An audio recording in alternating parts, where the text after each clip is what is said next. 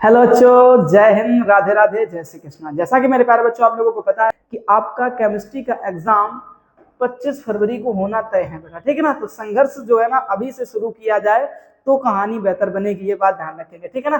तो फिलहाल आप लोग जानते हैं कि हम लोग अध्याय नंबर 4 यानी डी एंड एफ ब्लॉक के एलिमेंट्स पढ़ रहे हैं बेटा, ठीक। आज इसका most important topic potassium dichromate या पोटेशियम परमैंगनेट, ठीक। ये बेटा दोनों में से कोई ना कोई एक आपके एग्जाम में देखने को मिलेगा और 2 नंबर दे करके जाने वाला टॉपिक है, ठीक। इसलिए इस टॉपिक को एक इंपॉर्टेंट टॉपिक मान करके आज पढ़ेंगे। आज का लेक्चर आप लोगों के लिए बहुत ही इंपॉर्टेंट होने वाला है, ठीक। और ये है बेटा हमारा लेक्चर नंबर 6। क्या है बेटा? Lecture number 6। इससे पहले हम लोग 5 लेक्चर में इसके बहुत सारे मोस्ट इंपॉर्टेंट टॉपिक को बेटा क्या कर चुके हैं, कवर कर चुके हैं, ठीक। अगर अभी तक आप लोगों ने वो लेक्चर्स नहीं देखे तो चैनल पर जाइए और चैप्टर के नाम से प्लेलिस्ट मिल जाएगी आपको वहां पर, ठीक। और जाकर के अच्छे से हर एक टॉपिक को कवर करिए, ठीक है ना बच्चा। अब चलते हैं हम लोग आगे की तरफ और देखते हैं कि कैसे कैसे इन चीजों को हमें सीखना है ना बेटा।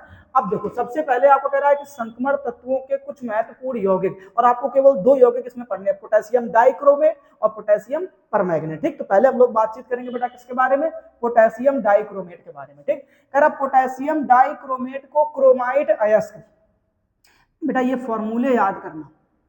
क्रोमाइट अयस्क FeCr2O4, क्या बोलोगे बेटा? FeCr2O4 से प्राप्त करते हैं। तो क्रोमाइट अयस्क का फॉर्मूला क्या होता है बेटा? FeCr2O4। बहुत फोकस से, बहुत मन से याद करना बेटा। 2 नंबर में कहता हूं लिख करके ले लो तुम उसे, पक्के हो जाएंगे, ये ध्यान रखना, ठीक। अब कह रहा है कि आप प्राप्त करते हैं, ठीक। क्रोमाइट अयस्क को क्रोम आयरन भी कहते हैं। 1 नंबर का क्वेश्चन कभी कभी बन जाता है कि क्रोम आयरन किसे कहते हैं, ठीक। तो तुम बोलोगे क्रोमाइट अयस्क को, या बहुविकल्पी में दिखेगा तो ना ऐसे एक फॉर्मूला लिख देगा, बोलेगा कि भैया क्रोमाइट अयस्क निम्नलिखित में से किसको कह देते हैं, तो आप ध्यान रखना FeCr2O4, ठीक।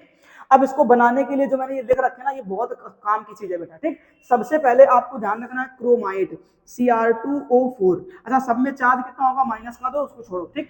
क्रोमाइट अयस्क, तो सबसे पहले क्रोमाइट याद कर लो, तुम याद कर लो बेटा क्रोमाइट। तो क्रोमाइट से बेटा हम लोग क्या बनाते हैं? क्रोमेट। अब क्रोमेट क्या होता है, तो तुम बोलोगे CrO4। Cr2O4 क्या होता है? क्रोमाइट। इसी क्रोमाइट से पहले क्या बनाएंगे? क्रोमेट। फिर क्रोमेट से क्या बना देंगे बेटा? Dichromate, Cr2O7। बात पहले पढ़ी कि नहीं पढ़ी? मतलब पहले तुम्हें कोई एक फॉर्मूला लेना जिसमें क्रोमाइट शामिल होगा, फिर इसी क्रोमाइट से अपन क्या बना लेंगे? क्रोमेट बना लेंगे, और इसी क्रोमेट से क्या बना लेंगे? डाइक्रोमेट बना लेंगे। इतनी बात कंफर्म हुई कि नहीं बेटी? अब जरा ध्यान रखना, इसको बनाने के बेटा हम लोगों को 3 स्टेप पढ़नी पड़ेगी। कितनी स्टेप? 3 स्टेप में हमें ये सीखना पड़ेगा। पहला स्टेप हमारा क्या कहता है कि सोडियम क्रोमेट का निर्माण। इसका सोडियम क्रोमेट का निर्माण, यानी तुम्हें सबसे पहले क्या बनाना है? Sodium chromate. यानी ये देखो ना ध्यान से, क्रोमेट पहले क्रोमाइट, क्रोमाइट क्या है बेटा? ये रहा। अब यहां से क्रोमाइट से तुम्हें क्या बनाना? क्रोमेट। वो भी कौन सा क्रोमेट? सोडियम का क्रोमेट, ठीक। चले अब बनाते हैं ध्यान से। कह रहा जब महीन चूर्णित क्रोमाइट अयस्क को, ठीक, यानी ये वाला तुम्हें क्या लेना है? क्रोमाइट अयस्क ले लेना है और इसका पाउडर बना लेना है, समझ रहे हो? इसका एक पाउडर बना लेना, ठीक है। पाउडर बना लेते हैं, अयस्क बना, ठीक है, को। अब गलित NaOH, यानी जो पानी से भरा, जैसे पानी जैसा नहीं होता ना, वैसा गलित NaOH यानी सोडियम हाइड्रोक्साइड के साथ वायु, वायु बोले तो बेटा ऑक्सीजन की उपस्थिति में परावर्तनी भट्टी में गर्म करते हैं तो सोडियम क्रोमेट प्राप्त हो जाता है, ठीक। जरा सुनना ध्यान से, क्या बोला बेटा? क्रोमाइट अयस्क। तो क्रोमाइट अयस्क का फॉर्मूला क्या होता है बेटा? FeCr2O4। पहले ये ध्यान रखो, FeCr2O4 को सोडियम हाइड्रोक्साइड, यानी क्या बोलोगे बेटा? NaOH को वायु की उपस्थिति में, O2 की उपस्थिति में, ठीक है, क्या करना है बेटा? गर्म करना। कहां पे गर्म करना है? परावर्तनी भट्टी में गर्म करना है। तो कह परावर्तनी भट्टी में क्या कर देते हैं? गर्म कर देते हैं, जिससे हमें क्या प्राप्त होता है? तो तुम बोलोगे सोडियम क्रोमेट प्राप्त होता है, Na2CrO4। देखो CrO4, CrO4, Na2CrO4। दूसरा प्राप्त होगा बेटा फेरिक ऑक्साइड। क्या बोलोगे बेटा? फेरिक ऑक्साइड बोलेंगे। पहले पढ़ा कि नहीं पढ़ा, ठीक। उसके बाद में एक चीज जो बनेगी वो क्या होगी बेटा? जल होगा, ठीक। इस तरीके से ये रिएक्शन तुम्हें याद करके रखनी है, ठीक। अच्छा, इसका नंबर याद कर लो, 4 16 7, ऐसे याद कर लो, 4 16 7, ऐसे याद कर लो, 4 16 7, ठीक। और इधर याद कर लो बेटा 8 2 8, ठीक। ऐसे 4 16 7 8 2 8, ठीक। ये स्टेप फर्स्ट नंबर होगी, ठीक है ना। ऐसे तैयार करते हैं बेटा, फटाफट से स्क्रीनशॉट लो, आगे की कहानी को समझ लेते हैं। अब दूसरे स्टेप में देखो आप ध्यान से, ठीक। अब कह रहा दूसरे स्टेप में कह रहा सोडियम क्रोमेट का सोडियम डाइक्रोमेट में परिवर्तन। मतलब ध्यान रखना है, पहले क्रोमाइट मिला, अयस्क मिला क्रोमाइट का, फिर उससे तुमने क्या बनाया, क्रोमेट बनाया, यानी सोडियम क्रोमेट बनाया। अब सोडियम क्रोमेट से सोडियम डाइक्रोमेट बना लो। अब कैसे बनाते हैं इसको देखो, तो कह रहा है बेटा क्या कि सोडियम क्रोमेट के जलीय विलयन को सांद्र सल्फ्यूरिक अम्ल, अभी थोड़ी देर पहले आपने पढ़ा बेटा सोडियम क्रोमेट, यानी क्या पढ़ा, Na2CrO4, ठीक, देखो ध्यान से, Na2CrO4, ठीक, को सांद्र सल्फ्यूरिक अम्ल, अब क्या होता है बेटा फॉर्मूला H2SO4, सांद्र सल्फ्यूरिक अम्ल का फॉर्मूला क्या था, H2SO4, ठीक है, H2SO4 के साथ अभिकृत करके ठंडा करना है, अभिक्रिया करानी, फिर करनी, ठंडा करना, ठीक, तो करने पर सोडियम डाइक्रोमेट प्राप्त होता है। अब ये आपको थोड़ी देर पहले आपको एक बात समझनी पड़ेगी कि सोडियम क्या हो जाएगा बेटा, ऐसे डाइक्रोमेट का फॉर्मूला मैंने बताया Cr2O7, तो सोडियम डाइक्रोमेट ऐसे बनेगा, तो Na2Cr2O7 सोडियम डाइक्रोमेट, और दूसरा कम क्या बोलोगे भैया, सोडियम सल्फेट, और तीसरी चीज फिर से क्या प्राप्त हो जाएगी, जल प्राप्त हो जाएगी। इतनी बात कंफर्म होगी कि नहीं हुई, तो सोडियम डाइक्रोमेट प्राप्त होगा, सोडियम सल्फेट प्राप्त होगा और जल प्राप्त होगा, ठीक, इसमें कुछ नहीं बेटा, एक बार याद कर लो कि हमें इधर पे कितने से गुणा करा देना, 2 से गुणा करा देना, बाकी सब बैलेंस है, ठीक। 2 स्टेप पल्ले पड़ गई कि नहीं पड़ गई बेटा, समझ में आ रहा, ऐसे ध्यान करके रखना, ठीक। उसके बाद हम लोग आगे चलते हैं। अब क्या करोगे बेटा, सोडियम डाइक्रोमेट का पोटेशियम डाइक्रोमेट में परिवर्तन। अब जो सोडियम डाइक्रोमेट बना करके तैयार करे हो, इसको किसमें बदलना है तुम्हें, पोटेशियम डाइक्रोमेट, क्योंकि तुम्हें बनाना तो यही है, पोटेशियम डाइक्रोमेट ही तो बनाना, तो ये ध्यान रखेंगे, ठीक। अब कैसे बनेगा, तो कह रहा सोडियम डाइक्रोमेट के विलयन को पोटेशियम क्लोराइड बोले तो KCl के साथ अभिकृत करते हैं, जिससे पोटेशियम डाइक्रोमेट का विलयन प्राप्त हो जाएगा, ठीक। अब ध्यान से देखो बेटा, ये हो गया तुम्हारा सोडियम, ये हो गया डाइक्रोमेट। अब तुम्हें ध्यान रखना इसको किसके साथ में, पोटेशियम क्लोराइड यानी KCl के साथ में गर्म करा देना, कुछ नहीं है बेटा, ये जो K है वो K की जगह पे किसको चिपका देना, Na को हटा करके यहाँ से किसको चिपका देना, K को, ऐसे ध्यान रखो, ठीक, ये इधर आ जाएगा। तो अब तुमने देखा बेटा K2Cr2O7, ये पोटेशियम डाई और ये क्रोमेट, ठीक। और उसके बाद जो 2 Na के मॉलिक्यूल थे वो किसके साथ, Cl के साथ चलेंगे, और तुम्हारा क्या बन जाएगा, 2NaCl बन जाएगा, ठीक। ये थी पूरी की पूरी कहानी बेटा ना, ये 2 नंबर का तुम्हारे एग्जाम में दिखेगा, इसको बहुत इंपॉर्टेंट तरीके से समझ करके अच्छे तरीके से तैयार कर लेना, इस बात को बेटा समझ लो, समझ में आ रहा है कि नहीं आ रहा बेटा, है ना, ये ध्यान रखना, ठीक है। चलो एक बार हम लोग क्या करते हैं, रिवीजन कर लेते हैं जरा ध्यान से, ठीक। सबसे पहले फर्स्ट स्टेप में आपको क्या ध्यान रखना है, तो बोलोगे भैया क्रोमाइट अयस्क, क्रोमाइट अयस्क का फॉर्मूला क्या होता है, बोलोगे FeCr2O4, यही तो था।